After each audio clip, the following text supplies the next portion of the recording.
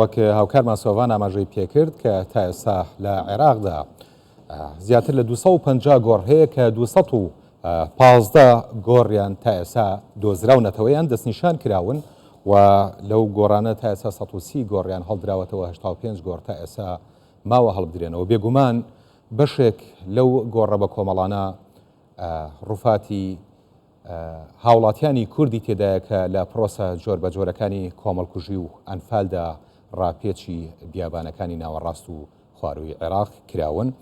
من وەکوتم میوانێکم هەیە لەگەڵ میوانەکەم قسە ئەەکەم دانا ئەمین مەنسوور بەڕێوبەری گۆڕە بە کۆمەڵەکان لە وەزارەتی کاروباری شەیدان و ئەنفال کراوان. کاک دانا بەخێر بێ بۆ چوار هاوکارمان سۆڤان زانیاریی باشی لەسەر ژمارەی گۆڕە بە کۆمەڵەکان بە شێوەیەکی گشتی لە عێراق خستە ڕوو، بەڵام ئەوەی تایبەت بێ بە ئێمە ئەو گۆڕە بە کۆمەڵانەیە کە ڕووفاتی هاوڵاتیانی کوردی تێدایە لە خوارو و ناوەڕاستی عێراقدا پرۆسەی هەڵدانەوەی گۆڕە بە کۆمەڵەکان و هێنانەوەی ڕووفاتی هاوڵاتیانی کورد لەو ناوچانە یان لەو گۆڕە بە کۆمەڵانە بۆچی تا ئێستا بە سستی و بەخاوی بەڕێوەچێت؟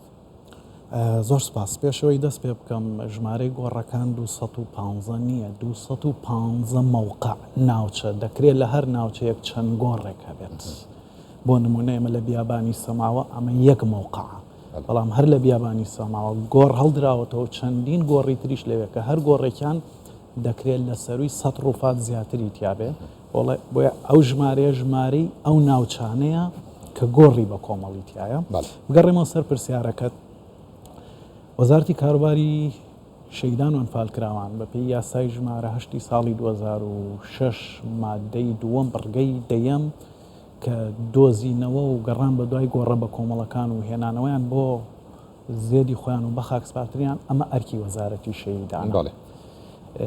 پرۆسەکە تا ڕادەیەک سستە بۆ ئێمە سستە، بەڵام ئەم پرۆسەیە لە بەغداد بەردەوامە.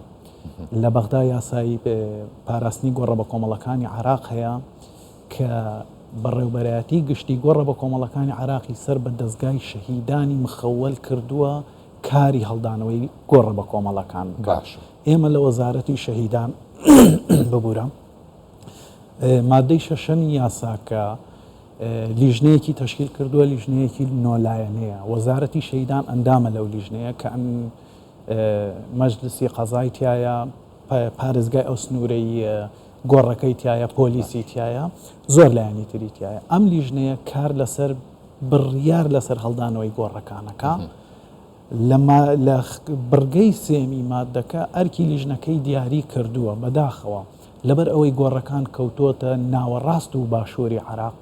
باشە یاساکەش تەنها بەڕێوبەراتی گۆڕە بە کۆمەڵەکانی عێراقی ڕاستپاردۆ بەو کارە هەستن. وەزارەتی شەیدان ئەندامە لەو لیژنەی کە بڕیار لەسەر هەڵدانەوە ئەدا. بۆیە ئێمە ئەو دەسەڵاتەمان باشە، هەماهەنگیتان لەگەڵ یان ناچۆن؟ هەماهەنگیمان باشە، هەماهەنگیمان زۆر باشە، پەیوەندێکی باشەیە لە نێوانمان. بەڵام لەبەر ئەوەی وەکووتمان لە عێراقدا گۆڕە بە کۆمەڵەکان تەنها کوردی تیانە، قوربانیەکان تەنها کورد نین. باشە، عەرەبی تایە، تورکمانی تایە، مەسیحی هەیە، قوربانی دەستی شەڕی داعشیشی تایە. بەغداد پلانێکی ساڵانەی هەیە، بەپێی ئەو پلانای کە ساڵانە خۆیان بەڕێوە بن و سەرپەرشتیەکەن. بۆیە هەندێک جار پرسی گۆڕە بە کۆمەڵانەی تایبەتە بە هەرێمی کوردستانیان هاوڵاتی کوردی تایە تۆزێک تاخیرە بێ. باشە، پێوان نییە بابەتی هەڵدانەوەی گۆڕە بە کۆمەڵەکان مەڵانەی کە هاوڵاتی کوردی تایە وەک پرسەکانی دیکەش بە سیاسی کراوە، چونکە خۆی ئەمە بەڵگەیەکی گرنگە ڕاستی لە ڕووی دان پێدانان بەو جینۆسایدەی کە بەرامبەر بە کورد. ئێمە بە ئاشکرا ناتوانین بڵین بەڵێ، بەڵام ئەو ئامادەنیە مافی زیندوو بدا، ئێستا چۆن مافی مردوو ئەدا.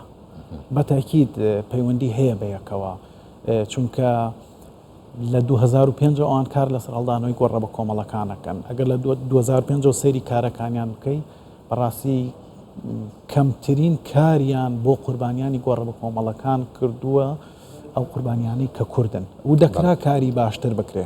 بەڵام بەداخەوە لەبەر ئەوەی یاساکە هیچ ڕێگایەکی بە هەرێمی کوردستان نەداوە خۆی بتوانێت سەرپەرشتی ئەو کارە بکات.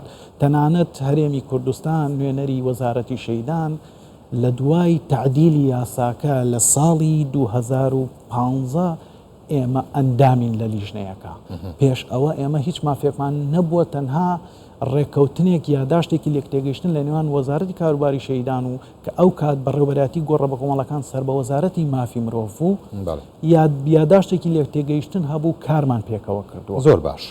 ڕووپێویەکتان هەیە وەکو وەزارەتی شەیدان و کاروباری ئەنفالکراوان سەبارەت بە ژمارەی ئەو گۆڕە بە کۆمەڵانەی کە هاوڵاتی کوردیان تێدایە؟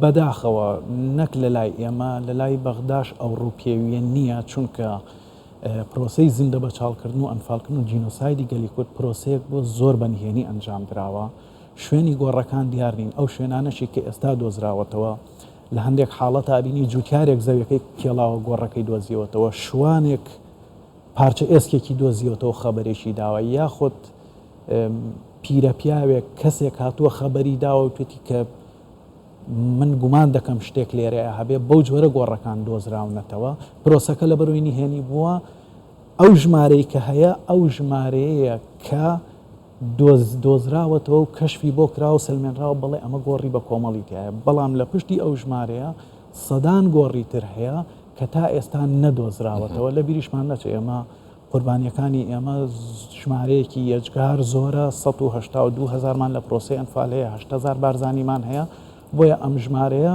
ئەگەر لێکی دەیتەوە لەوانەیە 200-300 لە 200-300 گۆڕا هەبن بۆیە پرۆسەکان لە بەرەوەی بەنهێنی بووە ئەو گۆڕانەی کە هەن ئێستا ئەوەی کە دیارە و بەغداد بە ڕەسمی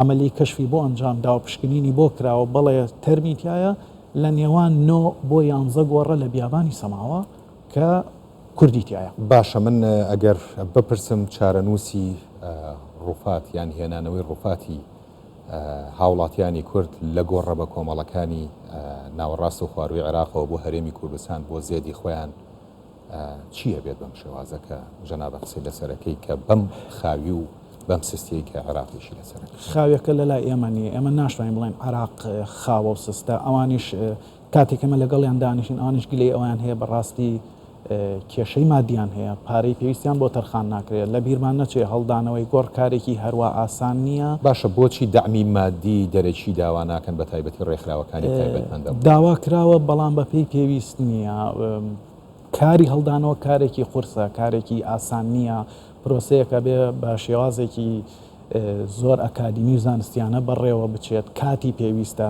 هەڵدانەوەی گۆڕێک هەر ئەوە نییە تۆ بێ هەڵی دەیتەوە ئێستا لە سەرەتایی دەستپێکردنی هەڵدانەوەی گۆڕەکانەوە تاوکو ئێستا ڕێکخراوی ICMP سەرپەرشتی کردووە و لەگەڵیانە بووە تیمێکی زۆر باشەیە لە عێراقا بە شێوەیەکی هونەری زانستیانە زۆر باش کارەکەن بەڵام پرۆسەکە بۆ خۆی پێویستی بکاتە پێویستە زۆر بەوردی کاری لەسەر بکرێ بۆ هەر گۆڕێک تۆن بەلایانی کەم پێویستی نزیکەی 20 ڕۆژ بۆ مانگێکەیە بۆ ئەوی بتانی کارێکی زانستی باشی بۆ بکەیت ئەنی ئەمە تەنها گلەیەکەمان ئەوە نەبێ ئەوان سستن لە ساڵێکا دیاری کراوە چەند دەتوانی کار بکەیت بۆ نمونە 2 مانگ 3 مانگی هاوین ئاسانیە تۆ لە بیابانی سەماوە ئیشکەی و سەرڕای ئەوەش بە پێی یاسا وەزارەتی کاروباری شەیدان ئەمە ئەرکی وەزارەتی کاروباری شەیدانە وەزارەتی کاروباری شەیدان بەردەوام لە هەوڵا بووە لە هەوڵی جدیا بووە بۆ ئەوەی کار لەسەر دۆزینەوە و هەڵدانەوەی گۆڕەکانی تر بکە سەرۆکایەتی ئەنجومەنی وەزیران و سەرۆکی حکوومەت پاڵپشت و هاوکارێکی